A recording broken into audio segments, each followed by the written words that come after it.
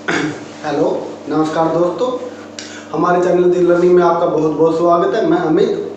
आज हम कल कुछ बच्चों के कमेंट आए थे कि मतलब सर ये समझ में नहीं आया, थोड़ा लिख के समझाओ, इसलिए आपके लिए ये सेटअप तैयार करा है। तो जो कल मतलब वीडियो डाली थी ना सिटीज़ के ऊपर, हड़प्पा सभ्यता की जो सिटीज़ थी सिंधु घाटी सभ्यता की, उसके बारे में थोड़ा सा मतलब लिख के बता देंगे तो ज़्यादा समझ में आ जाएगा। ठीक है, चलिए शुरू करते हैं। पहला नगर अपना हड़प्पा।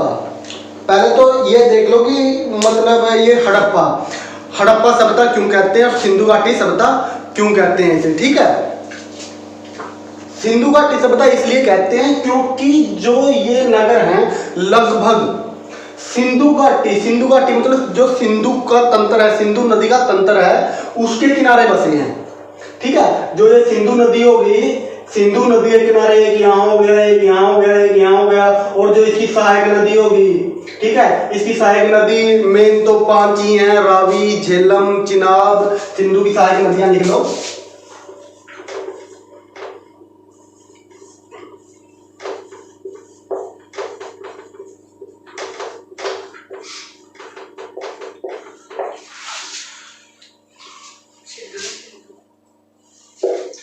अच्छा, पहली होगी अपनी रावी,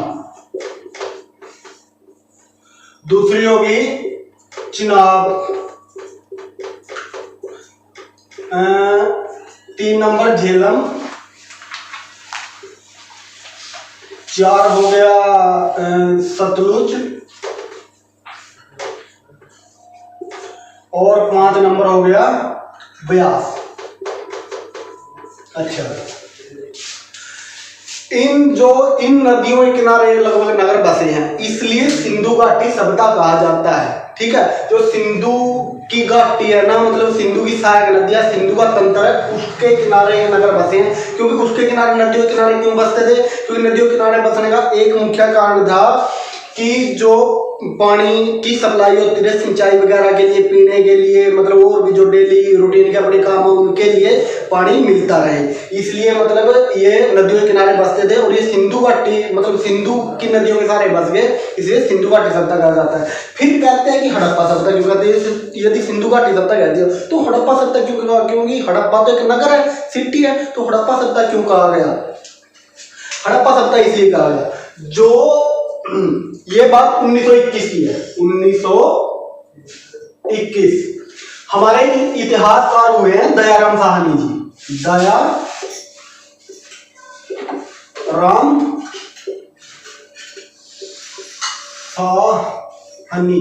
दयाराम साहनी जी। वैसे इनके आगे राय बहादुर भी लगता है, राय बहादुर दयाराम साहनी, कई जगह राय बहादुर दयाराम साहनी लिखा है, तो इसमें कंफ्यूज मत होना, क्योंकि राय बहादुर अंग्रेजों के द्वारा दी गई एक उपाधि थी।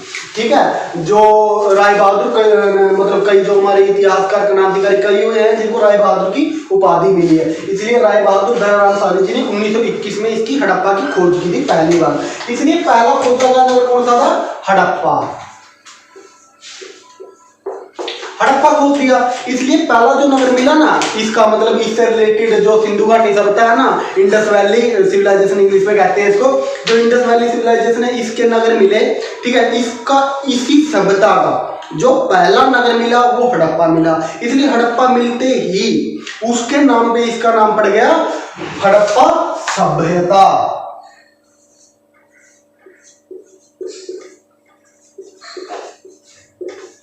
हड़प्पा सभ्यता, इसलिए इसको हड़प्पा सभ्यता कहते हैं।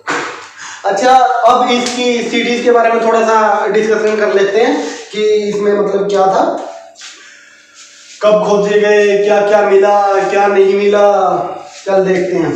जो पहला नगर था हमारा 1921 में,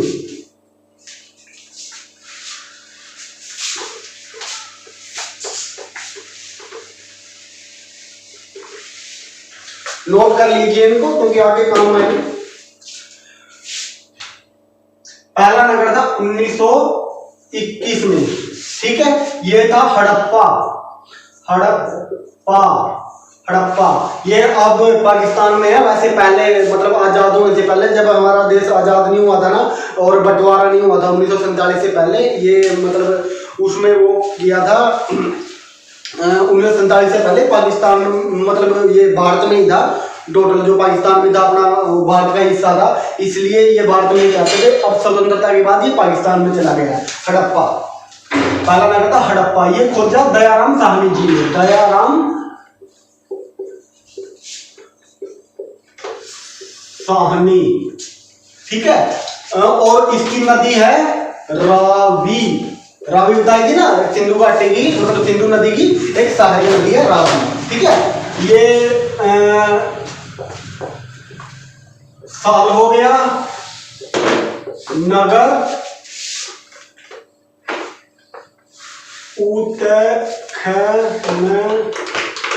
उत्खनन करता, मतलब कि जिसने इसकी खोज की। उसके बाद नदी, कौन सी नदी है, किनारे बसा, ठीक है। अच्छा, इसमें क्या मिला? साक्ष्य, साक्ष्य मानी वैसे सबूत, प्रूफ होते हैं, फिर भी साक्ष्य क्या मिला इसमें? अच्छा जी, पहला नगर था हड़प्पा, दयाराम साहनी जी ने खोज की, और ये रावी नदी के किनारे है, ठीक है। इसमें एक मिली तांबे की इक्का गाड़ी। इक्का गाड़ी बोले तो इक्का गाड़ी क्या होती है? इक्का गाड़ी होती है जैसे कि बच्चे का खिलौना होता है ना, जैसे पहले ये मतलब गांव में बुग्गी होती है, बुग्गी से पहले एक गाड़ी होती थी जिसमें आगे बैल जुट के चलते थे, वो गाड़ी होती थी, वो तांबे की बनी थी, खिलौना, ठीक है, उसको कहते थे तांबे की इक्का गाड़ी। इसमें क्या मिला? तांबे की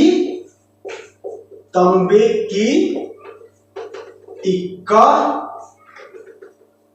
गाड़ी, ठीक है। एक सेल खड़ी की मोहर, सेल खड़ी की मोहर, ठीक है। मेनली ये दो चीजें मिली है, ठीक है। अच्छा जी, उसके बाद 1922 में अपना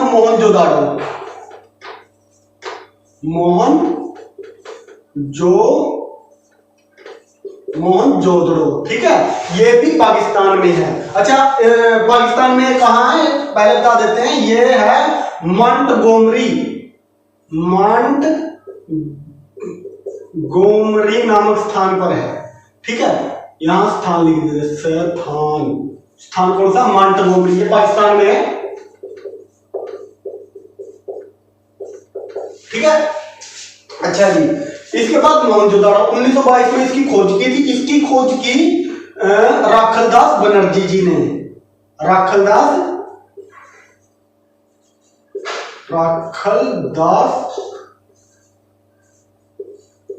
बनर्जी, ठीक है, राखलदास बनर्जी। ये कहां है? सिंध प्रांत में, पाकिस्तान के सिंध प्रांत में। सिंध प्रांत है पाकिस्तान में, वहां है सिंध प्रांत है। अच्छा, सिंध प्रांत में है। तो इसकी नदी कौन सी होगी? ये सिंधु नदी के किनारे ही है, सिंधु नदी के किनारे ही है, ठीक है। इसमें मेन क्या मिला है? इसमें मिला है, इसके दो साक्ष्य हैं, एक तो स्नानागार,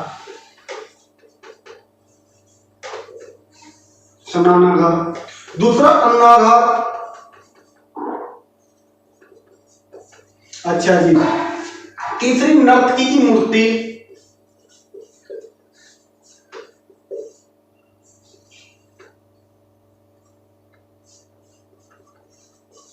नर्तकी की मूर्ति। इससे मेनली यही मिला, ठीक है। स्नानागार क्या है? ये एक ग्रेट बाथ, उसका मतलब कि ये कई बार क्वेश्चन आ जाता है कि हड़प्पा सभ्यता में वो ग्रेट बाथ, मतलब इंग्लिश में आता है ग्रेट बाथ, और हिंदी में स्नानागार कहाँ मिला? स्नानागार मिला है मोहनजोदड़ो में। दूसरा, जो सिंधु घाटी या हड़प्पा सभ्यता, सिंधु घाटी सभ्यता या हड़प्पा सभ्यता की सबसे बड़ी बिल्डिंग है, वो है मोहनजोदड़ो का अन्नागार, ठीक है। मोहनजोदड़ो का अन्नागार, एक नर्तकी की मूर्ति मिली है। फिर 1931 की बात, 1931 में चौहुंदड़ो,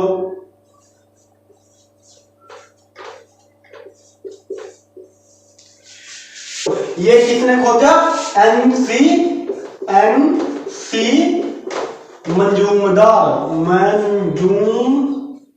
एमसी मंजूमदार ने, ठीक है, ये भी सिंधु नदी के किनारे है, सिंधु नदी के किनारे है, ठीक है, ओके। अच्छा, इसमें क्या मिला है, इसमें एक बात नोट कर लीजिए, इसमें एक तो मनके मतलब जो माला के मनके होते हैं, ठीक है, मनके बनाने का कारखाना,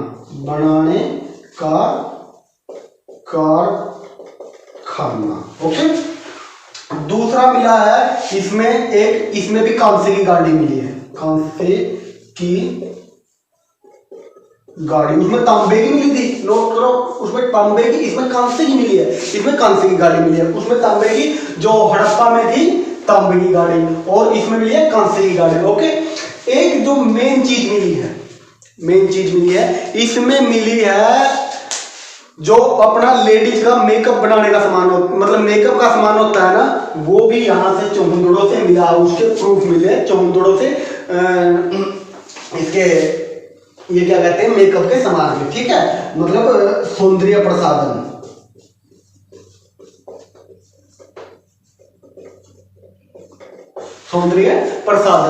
आगे अपना 1951 में है कालीबंगा,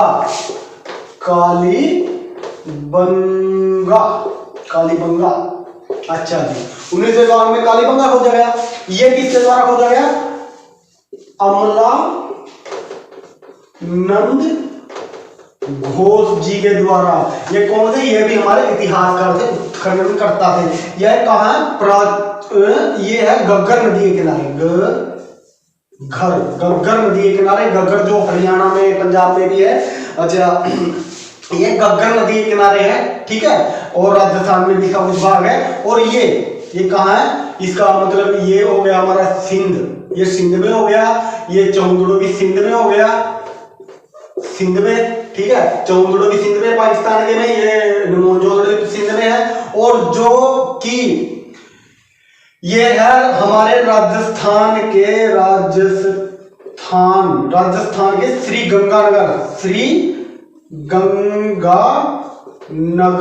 श्री गंगानगर जो जिला है राजस्थान का, उसमें पड़ता है ये कालीबंगा। अच्छा, इसमें शक से क्या मिले, शक से एक तो हल मिला है, हल समझते हो, खेत जोतने का, एक जूते हुए खेत मिले, जूते हुए खेत, ओके, जूते हुए खेत, एक हल मिला है, एक जूते हुए खेत मिले हैं।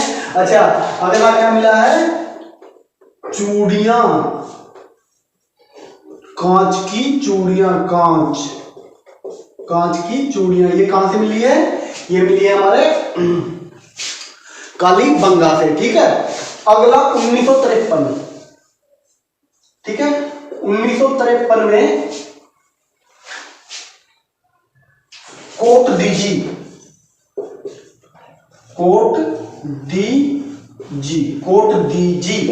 ठीक है, कोट दीजी, ये इसकी खोज की फजल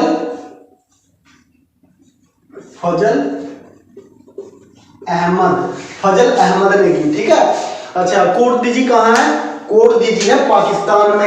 ये जो है पाकिस्तानी इतिहासकार, पाकिस्तानी उत्खनन करता है, इसने खोज की 1953 में, क्योंकि 1953 में अपना भारत पाकिस्तान अलग हो गया था, इसलिए 1953 में वो पाकिस्तान में चल गया था। कोट दीजी, इसकी खोज की किसने, फजल अहमद ने, ओके। अच्छा, ये कहाँ है कोट दीजी, ये भी पाकिस्तान में है, पाकिस्तान, ओके। ये है सिंधु नदी के किनारे, इसकी नदी भी कौन सी है, सिंधु की। जो पाकिस्तान में 3 हो गए ना, पाकिस्तान में अब तक के 4 हो गए, 4 में से एक रावी नदी के किनारे जो हड़प्पा है। अच्छा, जो 3 रह गए, मोहनजोदड़ो, चौंदड़ो और कोट दीजी, ये तीनों कहाँ है, सिंधु नदी के किनारे। नोट करने वाली बात है, नोट कर लियो, ठीक है। अच्छा जी, इससे क्या मिला, पिछला नोट कर लिया होगा आपने।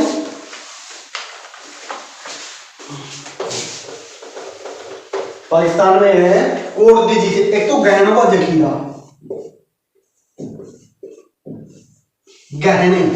गहनों का जखीरा, और दूसरा गर्तावास बोले तो अंडरग्राउंड होम,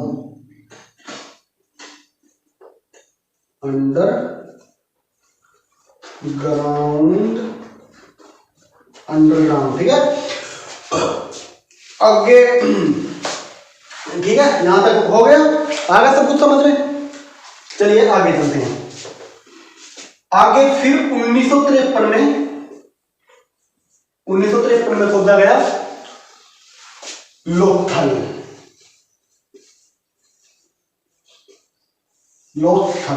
लोथल इसकी खोज किसने की?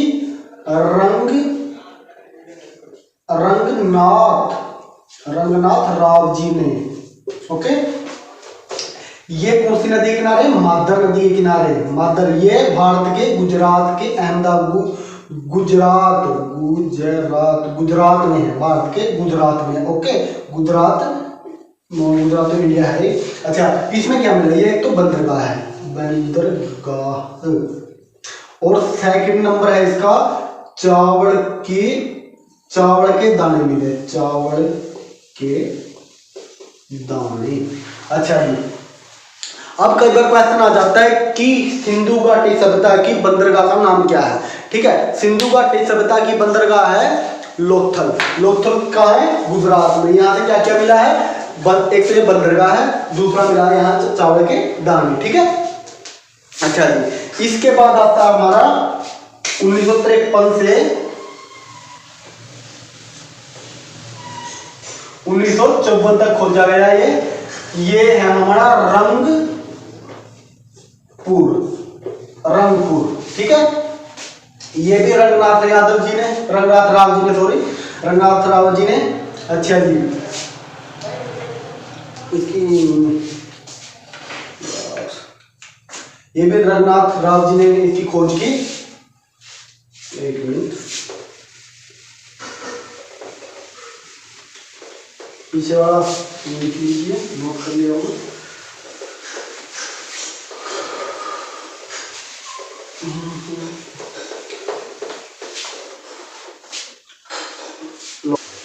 ये भोगवा नदी के किनारे है, भोगवा नदी है, कोई गुजरात में भोगवा नदी के किनारे है। ठीक है, इसका स्थान कहाँ हुआ है? ये भी अहमदाबाद, गुजरात।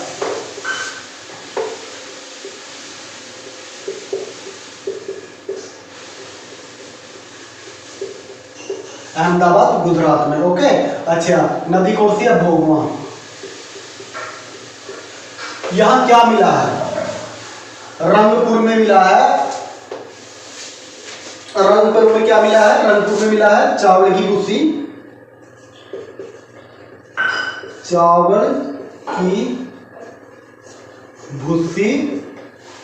और दूसरा क्या मिला है?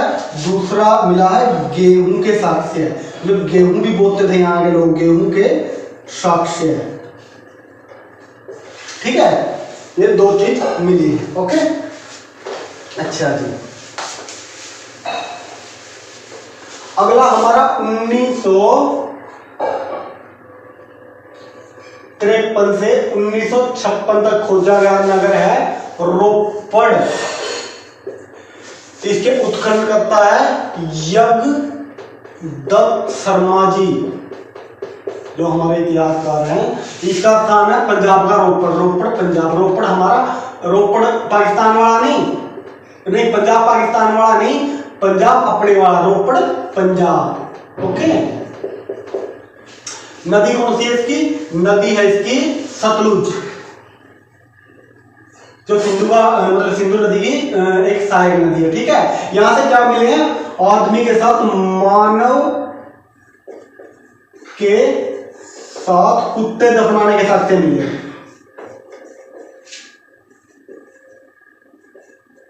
क्या दफनाने के साथ से मिले?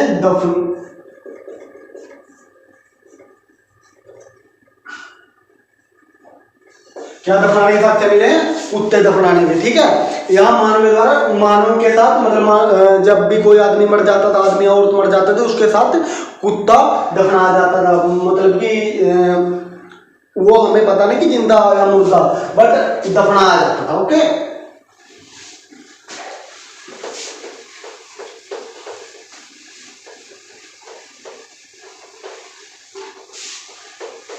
आगे है हमारा 1973 में खोजा गया 1973 में खोदा गया नगर है बनावली। बनावली, बनावली कहाँ है? उत्खनन करता है इसे रविंद्र सिंह बिष्ट, RS बिष्ट भी कह देते हैं, RS बिष्ट, ठीक है, RS बिष्ट या फिर रविंद्र सिंह बिष्ट।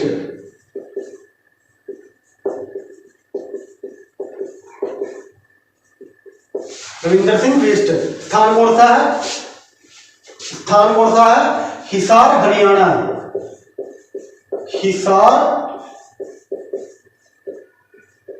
हिसार हरियाणा। नदी इसकी है प्राचीन सरस्वती नदी। प्राचीन सरस्वती नदी। मतलब कि देखो इसमें एक मतलब एक बात देखियो कि प्राचीन सरस्वती है, सरस्वती नहीं ओनली सरस्वती है बड़ी, प्राचीन सरस्वती नदी। इसमें सबसे क्या मिले? एक तो हल्के हल और एक हल मतलब खिलौना, हल का जो खिलौना था, ठीक है।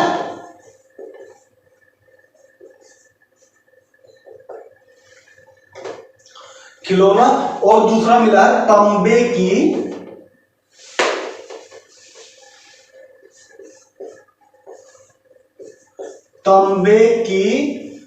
मछली पकड़ने की बंसी।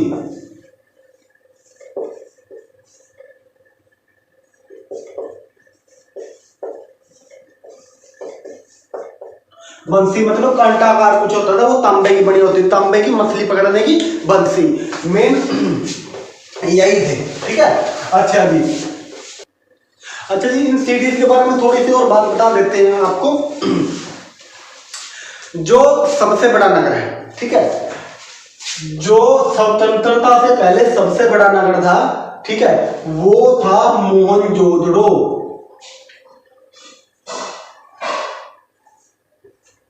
हड़प्पा सभ्यता का सबसे बड़ा नगर कौन सा? मोहनजोदड़ो। सभ्यता का सबसे बड़ा नगर कौन सा? मोहनजोदड़ो।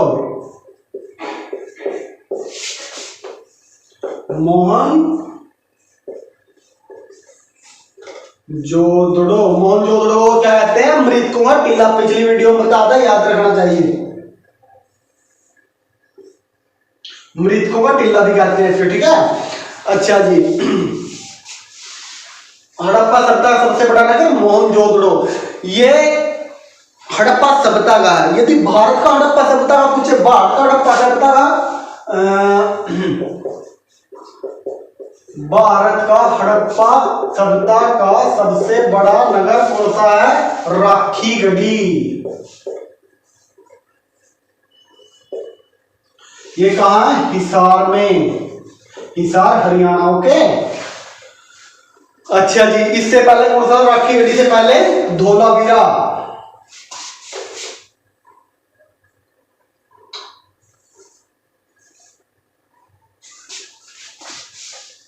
भारत का हड़प्पा सभ्यता का सबसे बड़ा सेकंड नंबर का नगर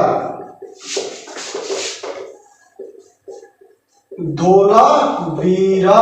धोलावीरा के बारे में और क्या बात है? धोलावीरा के बारे में हो रहा है कि यहां क्या मिला है? बहुत ही बड़ा मैदान मिला है, मतलब कि सांस्कृतिक कार्यक्रम किए जाते थे इस मैदान में। यदि ये पूछे कि बहुत ही बड़ा मैदान कहाँ मिला है? धोलावीरा में। और सेकंड नंबर का सबसे बड़ा नगर भारत का कौन सा है? मतलब हड़प्पा सभ्यता का धोलावीरा। फर्स्ट नंबर का राखीगढ़ी जो हिसार हरियाणा में। पहला कौन सा हो गया? मोहनजोदड़ो जो पूरा हड़प्पा का। ओके, अच्छा जी, अब थोड़ी सी बात और बता देते हैं। मतलब कि हड़प्पा सभ्यता के लोग मेनली क्या करते थे?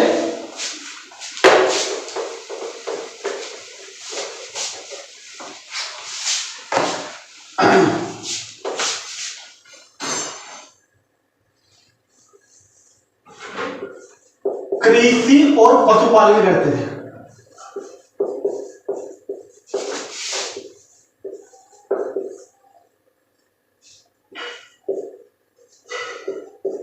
कृषि और पशुपालन करते थे। ओके,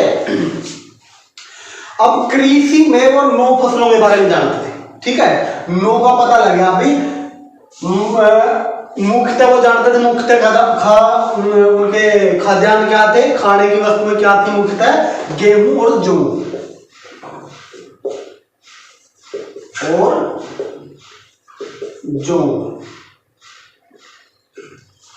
और जो कृषि में एक अन्य फसल थी वो थी कपास। सबसे पहले जो कपास की खेती कहाँ की गई, हड़प्पा सभ्यता में।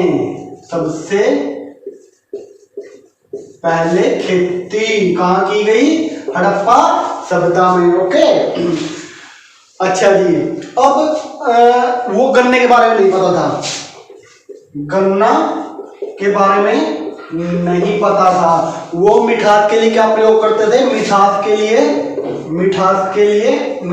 प्रयोग करते थे शहद का प्रयोग करते थे। मतलब उनको गन्ने का नहीं पता था, तो मिठे के लिए कुछ तो चाहिए ना, मिठे के लिए शहद प्रयोग करते थे। ओके, उनको मुख्य खाद्यान्न की फसल क्या थी, गेहूं और जौ।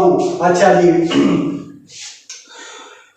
कपास की सबसे पहले खेती वो भी हड़प्पा सभ्यता में, गन्ना के बारे में नहीं पता था, शहद से वो अपने चीज को मीठा करते थे। अच्छा, आगे आते हैं पशुपालन। पशुपालन में ज्यादातर जो हड़प्पा के नगर हैं उनमें घोड़े का पता नहीं था।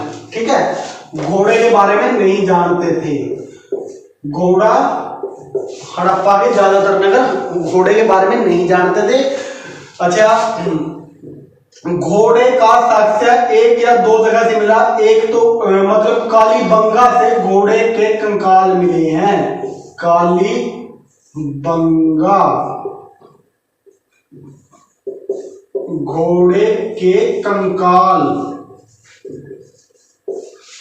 घोड़े के कंकाल कहां से मिले हैं, कालीबंगा से। ठीक है, कालीबंगा के बारे में आपको एक बात बताई थी पहले। कालीबंगा एक ऐसा अकेला नगर है, कालीबंगा एक ऐसा अकेला नगर है जिसका ऊपरी दुर्ग, जहां शासक वर्ग रहता था, ऊपरी दुर्ग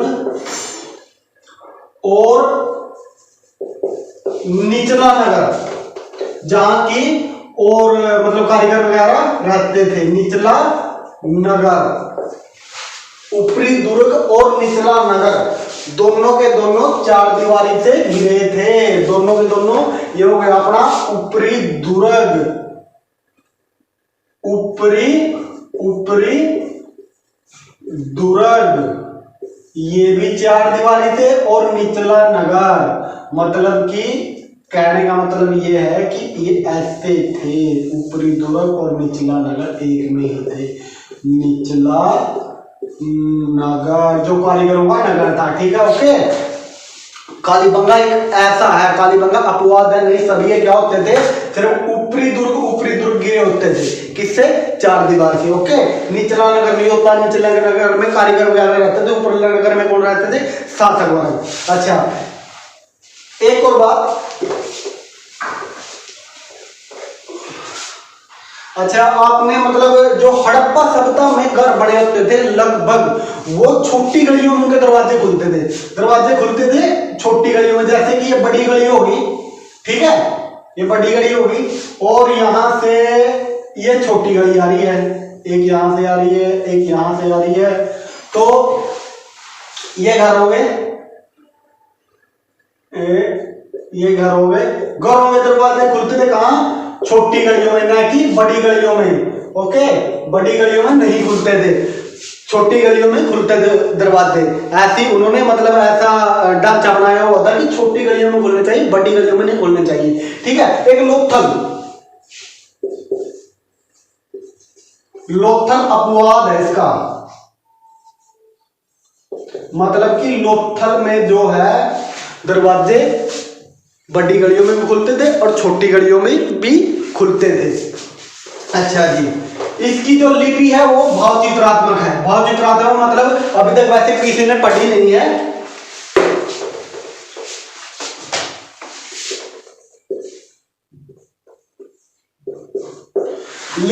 लिपि है इसकी भावचित्रात्मक। भावचित्रात्मक मतलब चित्रों से बनी हुई, मतलब कि लिपि है भावचित्रात्मक, भाव चित्रात्मक भावचित्रात्मक लिपि है। ठीक है, इसके अक्षर दाईं से बाईं, मतलब कि इधर से दाईं से और बाईं, पहली जो लाइन थी दाईं से बाईं और दूसरी लाइन थी बाईं से दाईं, मतलब पहली लाइन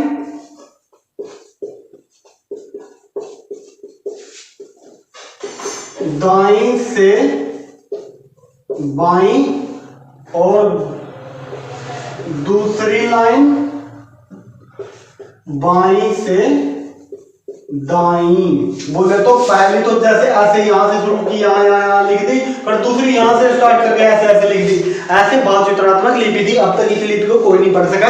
अच्छा जी, आज के लिए बस इतना ही। आगे हड़प्पा सभ्यता का लगभग कंप्लीट हो गया।